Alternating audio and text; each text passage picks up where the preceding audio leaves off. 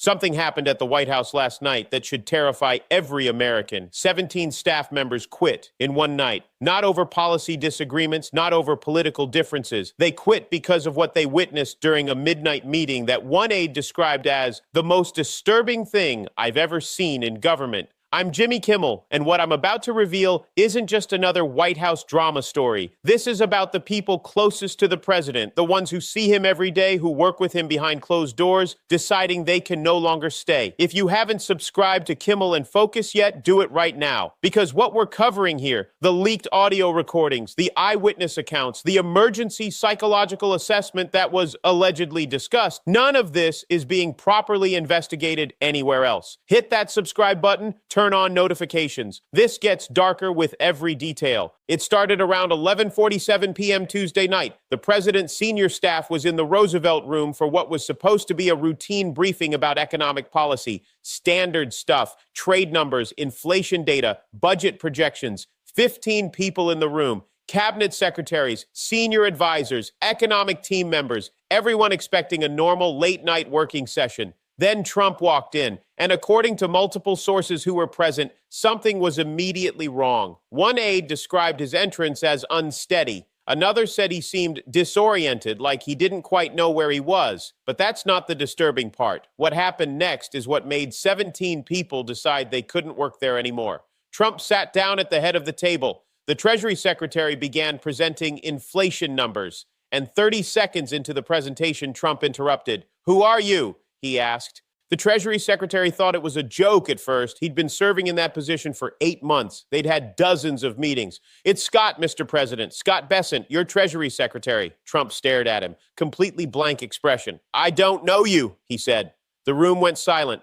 People started glancing at each other nervously. The Chief of Staff tried to move things forward. "Mr. President, we're discussing the inflation report. Should we continue?" But Trump wasn't listening. He was looking around the room with what multiple witnesses described as genuine confusion. "Where's Reagan?" he asked suddenly. Nobody knew how to respond. "Mr. President, Ronald Reagan passed away in 2004, the Chief of Staff said carefully. Trump looked at him like he was crazy. "No, he didn't. I just talked to him yesterday about the Soviets." And that's when people in that room realized something was seriously wrong, but it gets worse, much worse. One of the staffers, a senior policy advisor who'd worked in 3 previous administrations, quietly pulled out her phone and started recording audio. Not video, just audio. Because what was happening needed to be documented. That recording, according to sources who've heard it, is absolutely chilling. For the next 23 minutes, Trump cycled through different decades. He talked about the Soviet Union as if it still existed. He mentioned people who'd been dead for years as if he'd just spoken with them. He became agitated when staffers tried to gently correct him. At one point, he looked directly at his own Chief of Staff and asked, "What are you doing in my office?" "Sir, we're in the Roosevelt Room. This is a scheduled meeting." "This is my office. I built this room. Get out." The Chief of Staff tried to de-escalate. "Of course, Mr. President. Should we reschedule this briefing?" But Trump was already standing up, looking around confused. "Where's my desk? Who moved my desk?" 2 Secret Service agents who'd been standing by the door stepped forward, not aggressively, but ready to assist if needed. And that's when Trump did something that shocked everyone in the room. He pointed at one of the Secret Service agents, a man who'd been on his detail for 2 years, and started screaming, "Get him out! He's not supposed to be here. He's working for them." "Who, sir?" the Chief of Staff asked. "Them, the people trying to stop me. Get him out now!" The Secret Service agent didn't move. He's trained to stay calm in any situation. But Trump kept screaming, getting louder, more agitated. That's when the White House physician was called. Dr. Kevin O'Connor, the same doctor who signed Trump's clean bill of health without examining him, arrived within minutes. But according to sources, he took one look at the situation and immediately called for backup. A neurologist, a psychiatrist. Because what he was witnessing wasn't normal confusion. It was a complete break with reality. The meeting ended with staffers quietly filing out while the medical team tried to calm Trump down. Some witnesses say it took nearly 40 minutes to get him stabilized and back to the residence. And by 2 a.m., the resignations started coming in. The first email hit the Chief of Staff's inbox at 2:17 a.m. "Effective immediately, I resign my position. I cannot in good conscience continue serving in this capacity." No explanation, no political statement, just done. By 3 a.m., there were 7 resignations. By 6 a.m., the number had reached 17. These aren't political appointees looking for their next job. These are career professionals, people who've served under multiple presidents, people who understand the gravity of abandoning their posts. And they all left for the same reason. They witnessed something that frightened them so badly they couldn't stay. Now, here's what makes this even more disturbing. This wasn't the first incident. According to multiple sources inside the White House, episodes like this have been happening with increasing frequency over the past 3 months. Staff members whisper about the bad days. Days when Trump seems confused about basic facts. Days when he doesn't recognize people he works with daily. Days when he talks about events from decades ago as if they just happened. One former staffer who left last month described walking into the Oval Office and finding Trump sitting at his desk, staring at a blank television screen, talking to it like someone was on the other end.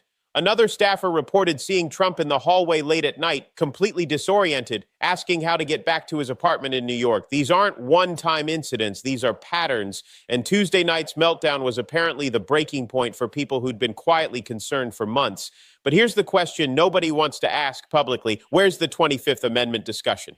The 25th Amendment exists specifically for situations like this, when the president is unable to discharge the powers and duties of the office. Section 4 allows the vice president and a majority of the cabinet to declare the president unfit. It's the constitutional safeguard against exactly this scenario. And according to sources, there have been preliminary discussions, very quiet, very careful conversations among cabinet members about whether they're approaching 25th Amendment territory. But here's the problem. Nobody wants to be the one to pull that trigger. The political fallout would be massive. The MAGA base would explode. The accusations of coup would dominate every news cycle. So instead, they're all just hoping it gets better, hoping the episodes become less frequent, hoping Trump can make it through public appearances without incident. Meanwhile, 17 people who saw what's really happening decided they couldn't be part of it anymore. Let me tell you about the audio recording, because if it ever becomes public, it will change everything. Sources who've heard it describe it as devastating, not because of what Trump says, though that's disturbing enough, but because of his tone, his voice.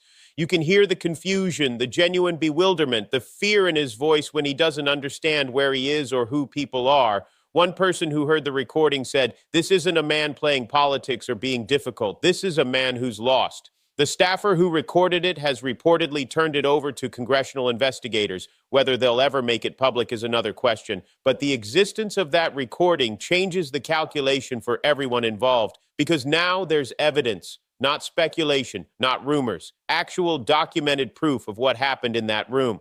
And that's probably why the mass exodus happened so quickly. People who were in that room know the recording exists. They know what it captures. And they don't want to be on record as having stayed silent after witnessing that. The White House response has been predictable. They're calling it fake news. They're saying disgruntled former employees are making things up. They're attacking the credibility of anyone who speaks out. But here's what they can't explain. Why did 17 people quit in one night? Career professionals don't abandon their positions over nothing, especially not positions at this level of government. These are people who've dedicated their lives to public service, people who understand the importance of institutional continuity, people who don't quit lightly, and they all left within hours of the same incident. The White House can spin that however they want, but the math doesn't lie. Now, let's talk about what this means for national security, because that's the real crisis here. The President of the United States has access to nuclear codes. He can authorize military strikes. He can make decisions that affect millions of lives. And if the people who work with him every day are so concerned about his mental state that they're quitting en masse, what does that mean for our security? There are protocols in place. The nuclear football isn't just sitting on his desk unsupervised. There are military officials, security advisors, layers of checks. But ultimately, the president has the authority. And if he's having episodes where he doesn't recognize his own staff, where he thinks it's a different decade, where he's completely disconnected from reality, that's not a political problem. That's a national security crisis. According to some reports, there are now discussions, very quiet discussions, about implementing what staffers call soft guardrails, essentially keeping Trump away from certain decisions, scheduling his day so he's never alone during critical moments, making sure there are always people around who can intervene if he starts to spiral. But that's not how the presidency is supposed to work. The American people elected a president, not a figurehead who's being managed by staff to prevent catastrophic decisions.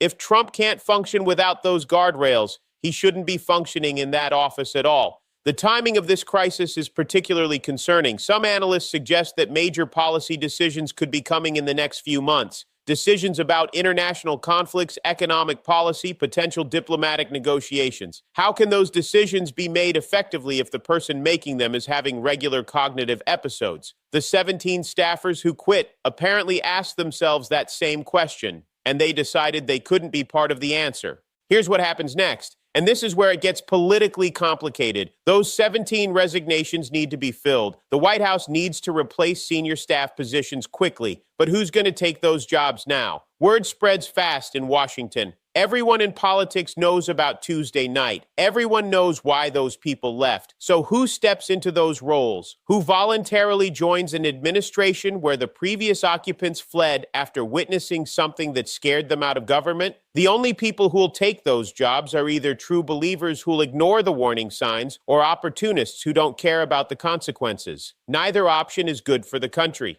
We're potentially looking at a White House staffed entirely by people who are either in denial about the president's condition or willing to exploit it for their own purposes. That's not governance. That's a crisis waiting to explode. The media has been relatively quiet about this story. A few outlets have mentioned the resignations, but nobody's really digging into why. Because without the audio recording going public, it's hard to prove what happened, and people are scared to speak on record about witnessing the president having a cognitive breakdown. The political consequences are too severe. The legal implications are unclear. The personal attacks would be brutal. So instead, we get sanitized statements, pursuing other opportunities, personal reasons, grateful for the opportunity to serve. But behind those statements are people who saw something that genuinely frightened them, and we all deserve to know what that was. Some congressional members are reportedly trying to get access to the staffer who made the recording. They want to hear it themselves, understand what actually happened. But so far, the White House is blocking access. They're claiming executive privilege. They're threatening legal action against anyone who releases it because they know what it would mean if the American people heard their president in his own voice, confused about what decade it is and not recognizing his own staff. That's not something you can spin. That's not something you can explain away. That's proof. Thanks for watching Kimmel in Focus. Subscribe now because this story is far from over. 17 people quit after one night. How many more are quietly planning their exit? How many more incidents will it take before someone in a position of authority finally says enough? And most importantly, how much longer can this go on before something catastrophic happens? Those are the questions that matter now. Stay informed, stay engaged, and don't let anyone tell you this is normal, because it's not normal. It's a crisis, and we all need to start treating it like one.